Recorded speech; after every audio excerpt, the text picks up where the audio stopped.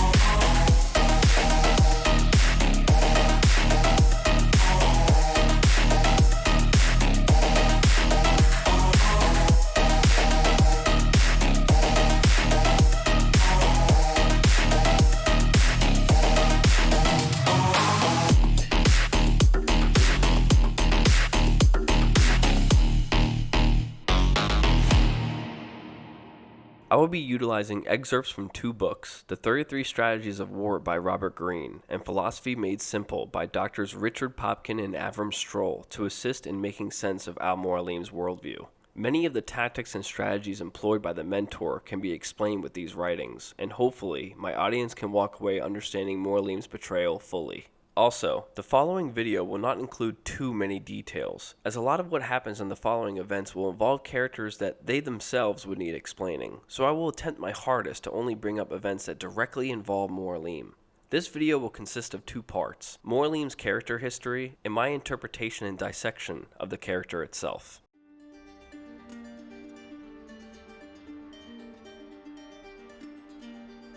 In 1162, Hassan the Younger, the then leader of the Levantine Brotherhood of Assassins, sent 27-year-old Mualim to Syria. His intentions were centered around Mualim constructing the fortress of Masyaf, ostensibly to increase assassin influence in the area. Rumors circulated throughout the Brotherhood at the time, though, that Mualim and Hassan had ideological differences. One of, and perhaps the greatest of these differences, was the apparent desire of Mualim to build up his own assassin sect and rule himself. Of course, no one will ever know. More than a decade had passed when Saladin and the Saracen army laid siege to the fortress. In an effort to break the siege and stop the invaders from destroying his stronghold, Mualim sent assassins Umar ibn Lahad and Ahmad Safian, future fathers of assassins Altair ibn Lahad and Abbas Safian, respectively, to infiltrate the Saracen camp. They were successful, but events that transpired resulted in Umar sacrificing his life for Ahmad after the Saracens uncovered what happened the night before. With Umar dead, Ahmad traveled into young Altair's quarters, apologized to the now fatherless child, and committed suicide out of guilt. Mualim then took it upon himself to mentor and train the two boys in the culture and ideology of the Brotherhood. Years have gone by. Mualim had cemented his place within the Levantine Brotherhood as the mentor. Altair had been promoted to Master Assassin. All was well with the Brotherhood. Sometime within these years, Mualim had met with and discussed the ideological aims of the Templars. They conversed about the pieces of Eden, technological tools of the first civilization, that have been and continue to be lost and hidden away from humanity. These strange and almost metaphysical artifacts have a wide array of abilities. One such artifact, an apple, was discovered by the Templars. This piece of technology held the power of mind control, a crucial element of the Templar strategy to craft a perfect world. Mualim, having come to his personal realization that the Templar ideology was superior to his own, decided to adopt it and become an ally of the Knights Templar. He and the group of 9 high-profile Templars in the Holy Land agreed to work together to retrieve this apple and design the faultless world they desired so deeply. This piece of technology was finally discovered buried deep within Solomon's temple. Once word got out where the piece of Eden was, however, Mualim employed his best student, Altair, to intercept the retrieval and acquire the artifact. The young Master Assassin entered the tunnels of the temple, along with fellow assassins Malik and Kedar. I trust you have recovered the Templar's treasure. There was some trouble, Master. Robert de Sable was not alone. When does our work ever go as expected? It's our ability to adapt that makes us who we are. This time it was not enough. What do you mean? I have failed you. The treasure? Lost to us. And Robert? Escaped. I send you, my best man, to complete a mission more important than any that has come before. And you return to me with nothing but apologies and excuses. I did. Do not speak! Not another word! This is not what I expected. We'll need to mount another force. I swear to you I'll find him. I'll go in. No! You'll do nothing. You've done enough. Altair returns to Masyaf after the mission, informing Mualim that the 3 had failed, but suddenly, the wounded Malik enters and provides Mualim with the desired artifact. Mualim takes the treasure and stores it away in his chambers. Robert de Sable, having been betrayed by Mualim, gathers his forces of the Knights Templar and assaults the fortress of Masyaf. Heretic! Lay down what you have stolen from me! You've no claim to it, Robert. Take yourself from here before I'm forced to thin your ranks further. His goal was to bring about the end of the Assassin Brotherhood and murder the traitor he had conspired with months earlier. Mualim's assassins repel his attack. Mualim then saw a great opportunity. His protege of sorts, Altair, had gone against the tenets of his order and was ripe for punishment. The mentor saw the perfect opening to use this transgression as a pathway to use Altair for his own purposes. Mualim understood there were 9 men who knew about the apple. He had accepted the Templar ideology and appreciated the fact that whoever held this apple could control the minds of the masses. He then decided to eliminate the ones who knew about it and carry out the ideological strategy of the Templar Order, using Altair to cover his tracks and eradicate any possible resistance from the 9 collaborators. He provides the names of the men to Altair, under the guise that they needed to die for the sake of the Brotherhood. I hold here a list. 9 names adorn it. 9 men who need to die. They are plague bringers, war makers. Their power and influence corrupts the land and ensures the crusades continue. You will find them. Kill them.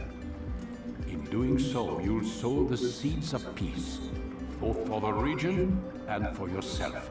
Altair, unknowingly acting as Mualim's pawn, completes his task. Every one of the names is erased from the world. While Altair was away, Mualim used the apple to take the minds of the Masyaf inhabitants, including the assassins in the fortress. Mualim had converted the fortress's populace into pseudo-worshippers and had Altair attacked on sight, understanding the assassin's prowess and competence. Altair, however, was able to break through the mentor's defenses and confront him face to face. Mualim, drunk with the power of the apple, attempted to tie up loose ends by challenging his best student in combat. Fortunately, Mualim was unable to do so, with Altair defeating him and bringing an end to the mentor's grand plan.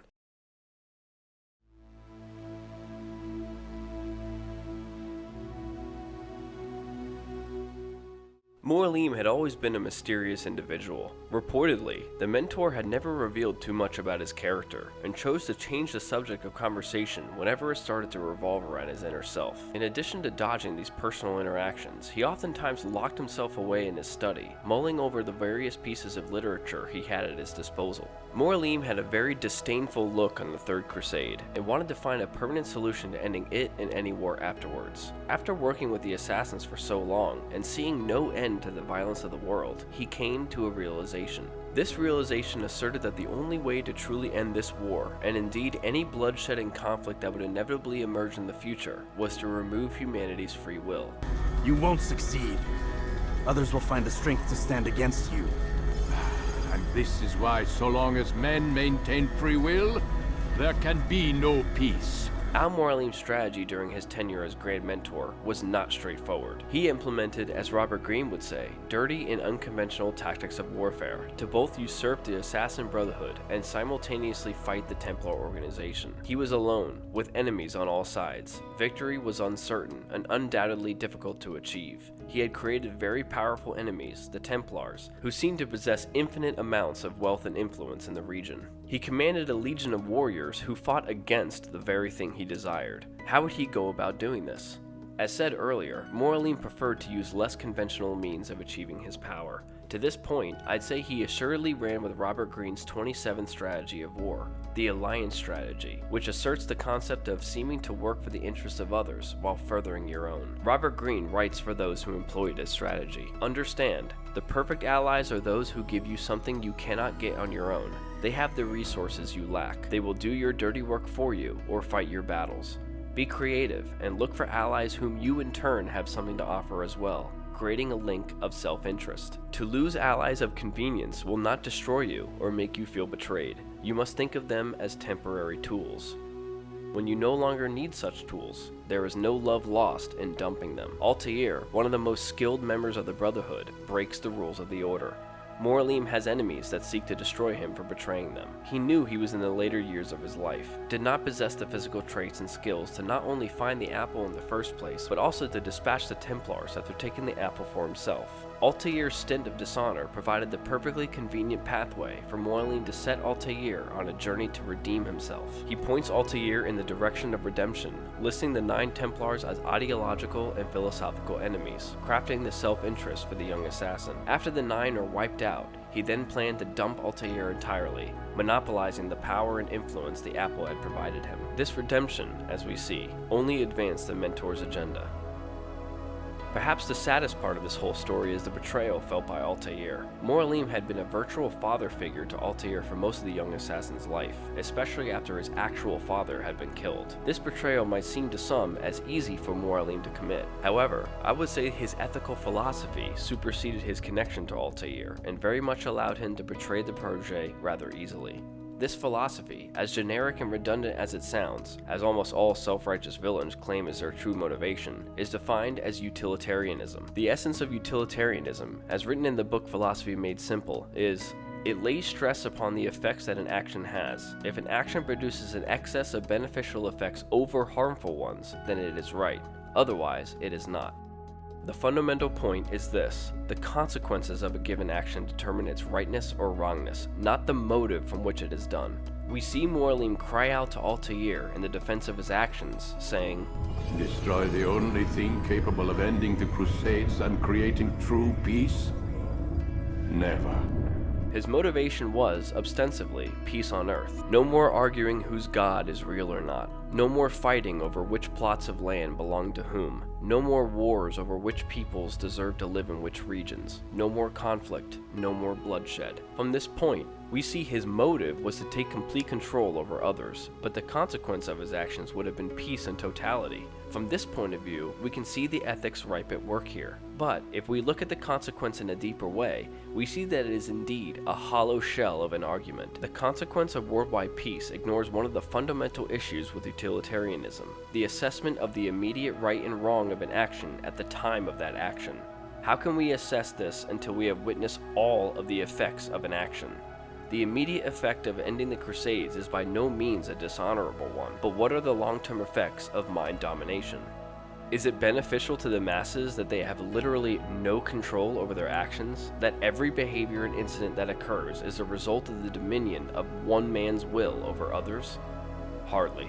Mualim's judgment was clouded by the good of ending wars, but ignored the evil of total mental domination of those who, we can assume, did not conscientiously permit Mualim to do so. Ethics is, of course, subjective. Many can argue for some time about the ethical validity of Mualim's actions, but we can say one thing: his logic was not flawless, and his plans amounted to failure, not fruition, when the young assassin eventually stuck a blade into the mentor's body. What can we say about Mualim? He was instrumental in introducing assassin influence in the Middle Eastern region. He mentored and raised perhaps the most important assassin of the era, Altair. His actions, albeit not purposefully, also assured that the assassins, not the Templars, gained possession of the apple once it was found. A mystery, an enigma, a traitor, a mentor that will go down in the history of the Assassin Brotherhood as a lesson of the overwhelmingly dangerous power of the Pieces of Eden. I hope you have enjoyed this look back with me. I believe stories are nothing without their characters, and analyzing characters should be just as important as analyzing the stories they are in. I plan on continuing this trend as we dive further in the Assassin's Creed narrative. Until next time.